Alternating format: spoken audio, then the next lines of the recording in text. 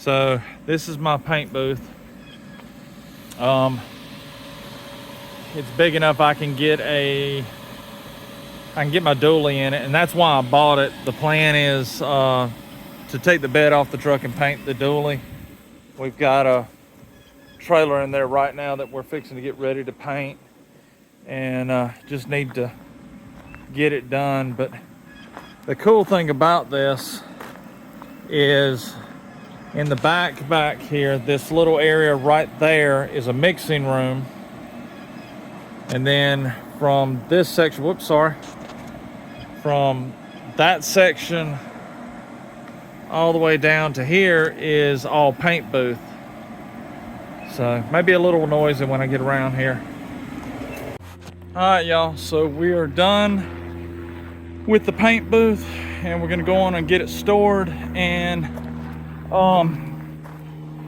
one of the things that bugs me about this is, I actually left it inside. I'll see if I can show it to you. See that bag right there? That is what the tent gets stored in. So that bag is made out of the same material as the paint booth is. So if the bag's gonna tear, the paint booth's gonna tear as well. And it's been a frustrating thing for me since we've owned it. And I want a better way to store it so that I can keep it longer, make it last. You know, you got to stretch a dollar as far as you can. So I came up with an idea, I think, that might help and might protect it and take care of some other stuff I've got around the shop as well. So let me show you.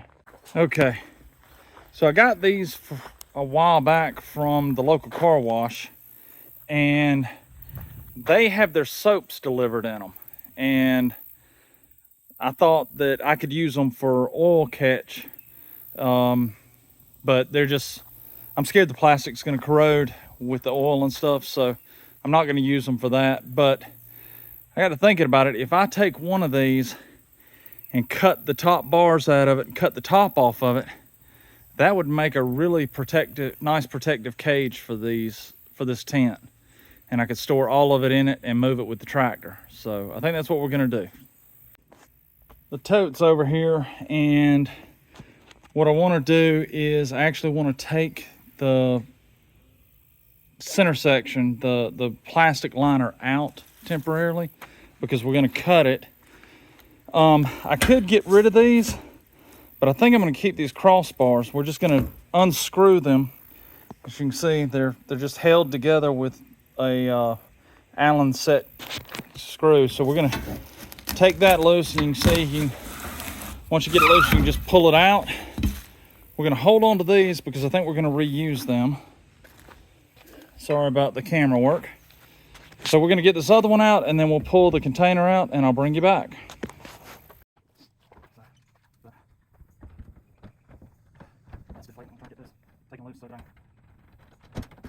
Get it washed out.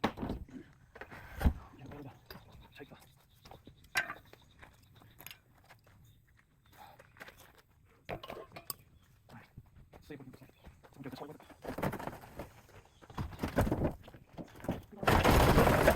You will hold that section. Okay, you can put that back up.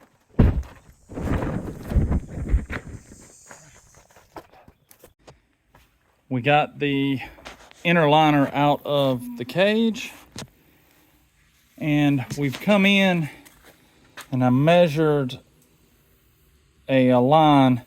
And actually I started measuring it, and then I realized that right along here was a seam from the molding process, and it's the same all the way around. So we actually ended up using that line. So we're gonna cut it right here. You'll have a deep section and a lid. So we're gonna cut this, and I'm gonna cut it and then I'll bring you back because, well, it's probably best you don't see how I cut this.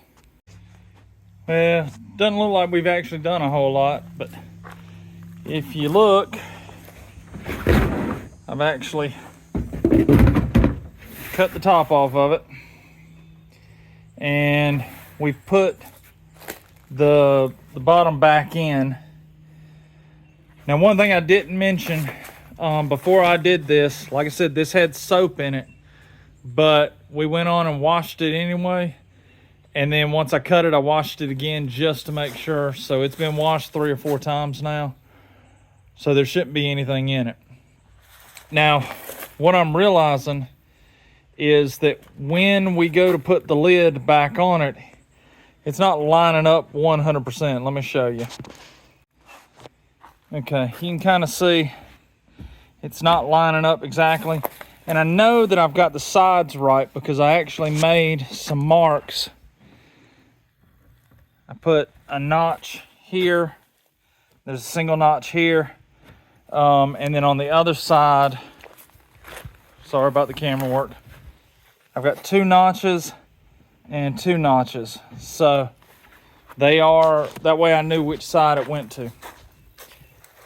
That may not be a big issue in the grand scheme of things, that these don't line up completely, you know, that you have a slight gap in there, but I'd really like them to be a little closer together to try to keep critters and things out. So let me see what I can come up with to solve this problem.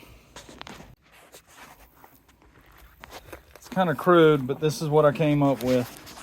It's just a scrap block of wood. I've beveled it on the bottom to keep it from grabbing the material, and then beveled it on the top so that when the top comes in, it will actually feed down into the gap there. Now, to maintain the gap, I put a spacer down here on the top bolt, and I left one out on the bottom bolt, so that opens that gap up just a little. Like I said, it is crude, but it'll do what I need. So now I've got to put in, I think, 6 more of them. So let me get started.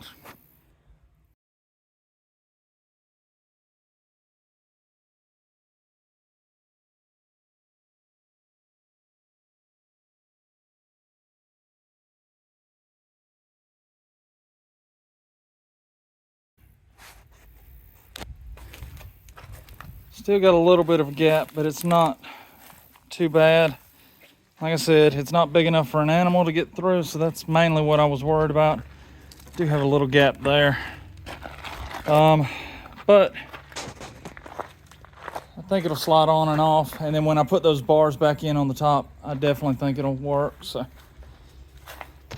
sure you're probably wondering why I go through all this trouble for something that you're going to take down, put up, take down, put up. I don't use the paint booth that often, maybe once or twice a year, but when I need it. And so this will keep it protected. This will keep it out of the weather, out of roaches or rats, things like that, squirrels that can build a nest and tear it up. So I just need to protect the investment as best I can. And I already had this on hand, so I've got nothing but time invested in it. So that works for me.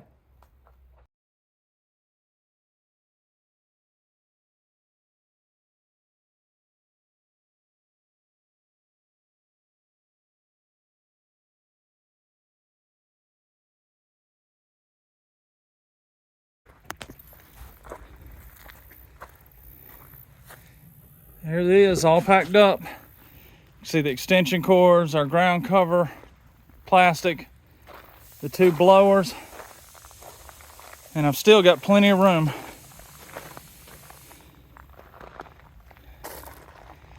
So we're gonna put the lid on it.